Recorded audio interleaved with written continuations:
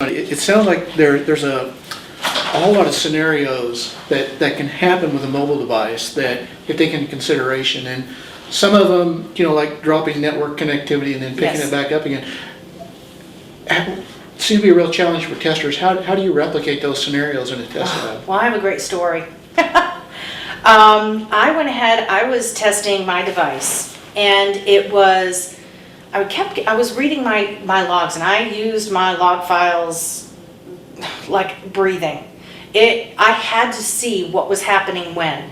In order to isolate, not find the root cause, which testers sometimes get into, and that's not our job, but we need to isolate where the problem is to give that level of detail to our developer so they can do the proper root cause analysis.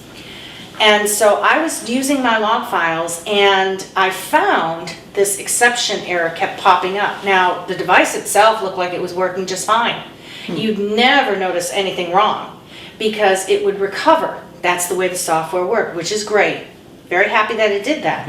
However, this device was never really powered off. And when you don't power off the device, you're not refreshing the memory.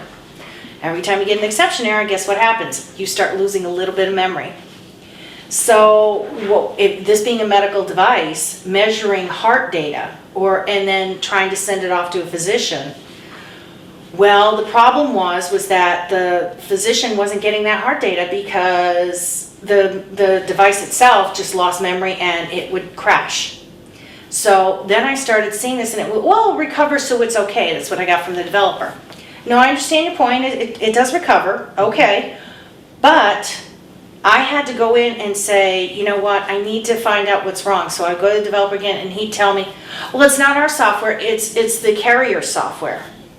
No, it's not the carrier software, it's our software, because I see it in our software, in our behavior. See, it's right here, here.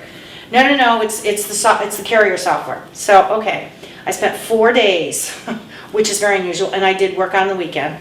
What a surprise. As all software testers do. And I ended up replicating. It took a long time. It was an intermittent error.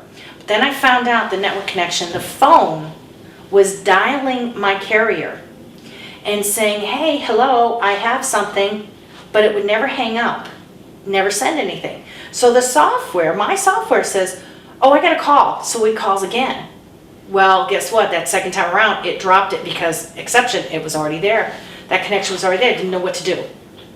So then it would just kind of crash, and that's when it would recover, and it'd just start redoing it again. But by having that crash in there, it created that memory leak. So here now you've expanded on several different pieces of what was happening. Network communication problem, error, and I should say exception errors, but also you had memory leak due to what was happening. So it took me 4 days to find the pattern of what was going on, of why it was calling that second time around. And when I showed the developer, it was like, oh, now I understand. Yeah, it is our software. We need to make sure we have that extra hook in there to say, hang up. And why it had to hang up, because it wasn't making that final connection. So you do have to spend a little extra time in really understanding your log files of what is supposed to happen, because if you're making that connection, that network connection, and it does something funny, and it will do that. And sometimes it could be, if you're using your Bluetooth, it will go ahead and it'll just lose the Bluetooth connection. And then what do? Oh, well, sorry, got to reboot. And again, this device didn't reboot itself completely. So, and if you have a patient wearing this kind of a device, they're not going to think to reboot. You know, when you're dealing with heart data, it's usually an elderly person, who's using this device, and they're not necessarily going to think to do that, or that there's something wrong. Right. And if they're generating a lot of events of data that has to be sent, now you're dealing with, oh, call again, exception, and then wait a little bit, oh, call again, exception.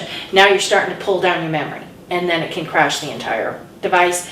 And what will happen is they'll look at the device, oh, it's not sending data. So either the patient is being told, oh, there's something really wrong, you need to get to the hospital, or my device is no longer working, I need to send it back.